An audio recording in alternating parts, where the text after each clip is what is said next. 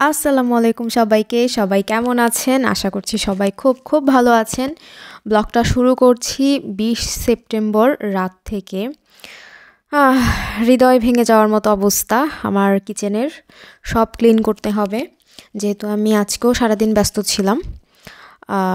এই তো সব কিছুর মধ্যেই ব্লগ দেওয়ার চেষ্টা করছি। লাইফকে আসলে কিছু একটা দেওয়ার চেষ্টা করছি এই ব্লগের মাধ্যমে। অ্যাক্টিভ থাকার চেষ্টা করছি যেহেতু আমি অনেক অনেক কিছুর মধ্যে আছি এখন জীবনের এমন একটা পর্যায়ে আসছি যেখান থেকে আমাকে উঠে আসতে হবে। তো এই তো সবাই কী অবস্থা সবার, হালচাল কেমন, দিন কেমন যাচ্ছে? আমার দিন তো খুব ব্যস্ততায় যাচ্ছে। ২০ সেপ্টেম্বর রাত থেকে এই ব্লগটা শুরু করছি। প্রথমে পুরো কিচেনটা ক্লিন করে নিব, রান্নাবান্না করব, কারণ কালকে ২১ সেপ্টেম্বর আমার বার্থডে। সবাই আমাকে উইশ করেন, happy birthday to me. Anyways, তারপর হচ্ছে কালকে যেহেতু সারাদিন ব্যস্ত থাকবো, তো আজকে হচ্ছে পুরো ব্যাপারটা একদম পরিপাটি করতে যাচ্ছি, পুরো বাসাটা। এই তো যেই ভাবা সেই কাজ, সব কিছু ক্লিন করছি জাস্ট যতটুকু আমার পক্ষে সম্ভব, কারণ এই ব্যস্ত জীবনে আসলে সবসময় সম্ভব হয়ে ওঠে না, পড়াশোনা কাজ সব কিছু মিলিয়ে।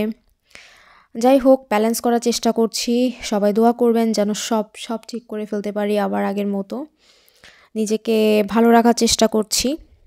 যাই হোক, এই তো আহ এই গ্লাসগুলো, এই কিচেনের গ্লাসগুলো ক্লিন করাটা আসলে একটু টাফ। যখন আমরা ঢাকাতে ইন্ডাকশন কুকার ক্লিন করতাম, সেটা আসলে খুব ইজি ছিল, এমনটা হতো না। কিন্তু এখানে যেই কুকারগুলা, ইন্ডাকশন কুকারগুলা যেগুলো ওভেনের সাথে অ্যাটাচড আছে, এইগুলা একটু ক্লিন করা একটু টাফ আমার কাছে মনে হয়েছে এখন পর্যন্ত। যদিও আমি অনেক কিছু দিয়ে চেষ্টা করিনি, রস বা ভিনেগার জাতীয় এগুলো কিছুই আমার কাছে অ্যাভেলেবেল নেই, তাই এগুলো দিয়ে চেষ্টা করিনি। এগুলো ছাড়াই জাস্ট লিকুইড দিয়ে, ডিশওয়াশারে যে লিকুইড সেগুলো দিয়ে চেষ্টা করেছি, বাট অনেক সময় তেল তেলে যে একটা ভাব পড়ে যায়, ওটা কেন জানি উঠতে চায় না, এবং ওটা কী দিয়ে ক্লিন করব সেটাও আমি জানি না, কোনো এক্সপিরিয়েন্স নেই।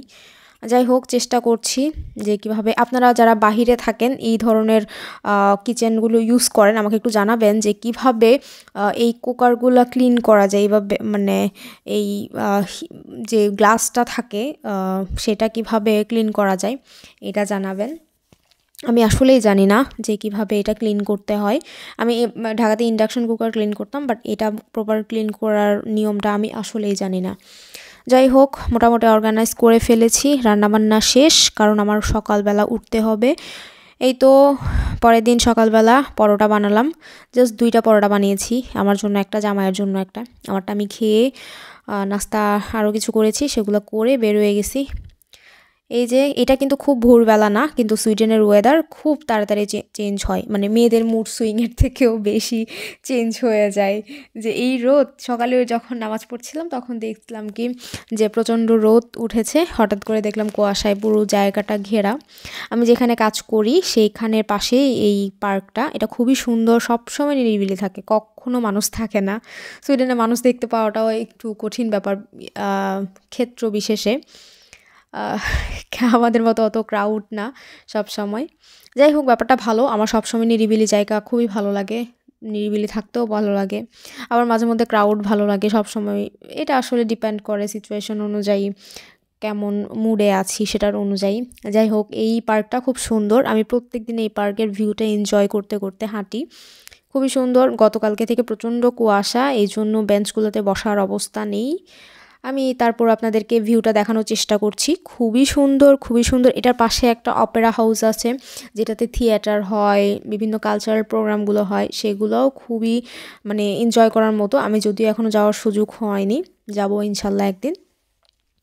এই তো কাজ শেষে বাড়ি ফিরছি, বাড়ি না, ছোট্ট একটা স্টুডেন্ট অ্যাপার্টমেন্টে ফিরছি, যেটা এখনও নিজের বাড়ি হয়ে উঠেনি, বাড়ির মতো হয়ে উঠেনি।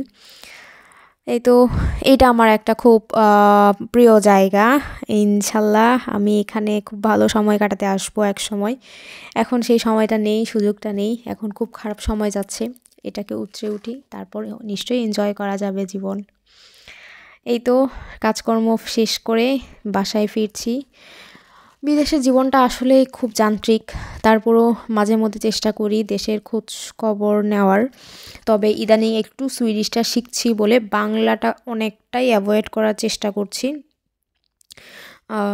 সুইডিশটা পারলে আমার অনেকগুলো জব অপরচুনিটি হবে, যেটা আসলে ইংরেজি দিয়ে সম্ভব না। এটা আমি জানতাম না, সুইডেন আসার আগে আমি জানতাম না। সুইডেনে হচ্ছে কোনো রুলস নেই যে আপনি এত ঘন্টা কাজ করতে পারবেন, তবে সুইডিশটা জানতে হবে, মাস্ট মাস্ট। এটা আপনারা না জানলে জেনে রাখবেন।